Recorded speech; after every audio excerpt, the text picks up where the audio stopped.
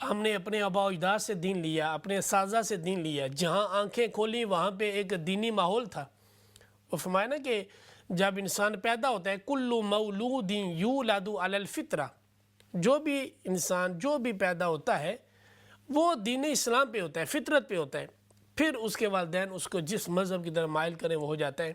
تو اللہ کا فضل ہے کہ ہم اس گھرانے میں پیدا ہوئے کہ جہاں پہ اللہ کے آگے سجدہ ریز ہوا کرتے تھے، جہاں پہ ہماری مائیں قرآن کھول کے تلاوت کر کے قرآن کی لوریاں ہمیں دیا کرتی تھیں۔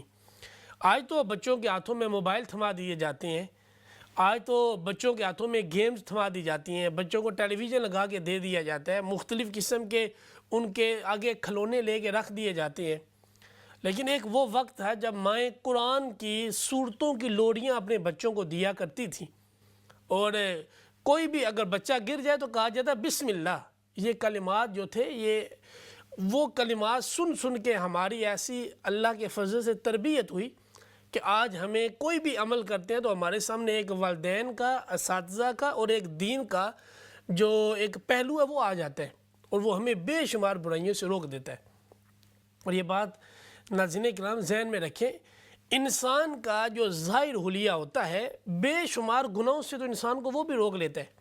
ایک مسلمان ہے اور ایک مسلمان بھی ہے، اور ایک شخص، ایک ہماری بہن حجاب میں ہے، اور ایک ہمارا بھائی وہ باریش ہے، داڑھی ہے، امامہ اس نے سر پہ پہنا ہوا ہے، ٹوپی اس نے رکھی ہے، ایک اسلامی لباس میں ہے، وہ باپردہ ہماری بہن، وہ ہماری ماں بھی کوئی گناہ کرنے سے پہلے وہ دیکھے گی کہ میں کس حلیے میں ہوں، اور وہ لباس، وہ اسلامی حلیہ اس کو گناہ سے روکے گا۔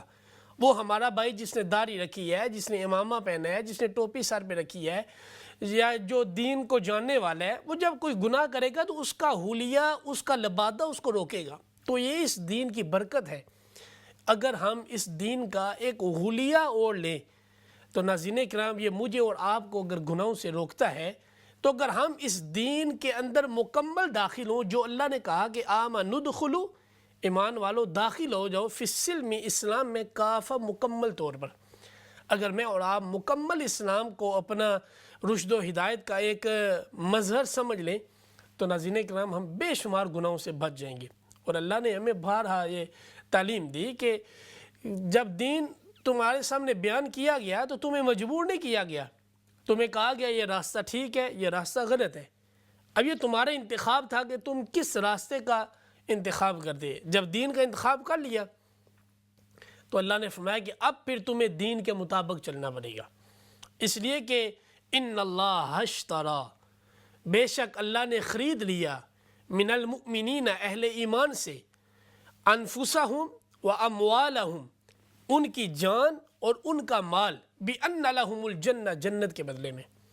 اب ہمارا مال اور ہماری جان اللہ کی ہے، اس لیے کہ اللہ نے قرآن میں کہا نا ان اللہ اشتری من المؤمنین انفسہم و اموالہم بان لہم الجنہ، بے شک اللہ نے اہل ایمان سے ان کی جان اور ان کے مال کو جنت کے بدلے خرید لیا۔ تو ناظرین کرام یہاں پہ میں آپ کی توجہ چاہوں گا، دیکھیں کتنا بڑا اللہ کا ہم پر انعام ہے۔ یہ آج میں آپ کے سامنے بیٹھا ہوں یا آپ ہیں، ہمارا وجود کس کا دیا ہوا ہے؟ اللہ کا۔ اس میں روح کس نے ڈالی؟ اللہ نے ڈالی۔ تو ہمارا جسم اللہ کا دیا ہوا ہے، جو ہم محنت مشقت کر کے ارننگ کرتے ہیں، وہ مال کس نے دیا؟ اللہ نے۔ اگر اللہ ہمیں محنت کرنے کی طاقت ہی نہ دیتا تو کہاں سے لاتے؟ اگر محنت کر رہے ہیں، اگر ہمیں بدلے میں معاوضہ نہ ملتا تو ہم کیا کر سکتے تھے؟ جان بھی اللہ نے دی، مال بھی اللہ نے دیا۔ اللہ فرما رہا ہے یہ جان اور مال جو میں نے تمہیں دیے ہیں یہ اب میرے ہیں، اور بدلے میں تمہیں اس سے بھی بہتر چیز دے رہا ہوں، اور وہ کیا ہے؟ بِأَنَّ لَهُمُ الْجَنَّةِ، وہ جنت ہے۔ تو اللہ نے اس سے بہتر ہمیں جنت دی، تو یہ اللہ کا بہت بڑا انعام ہے۔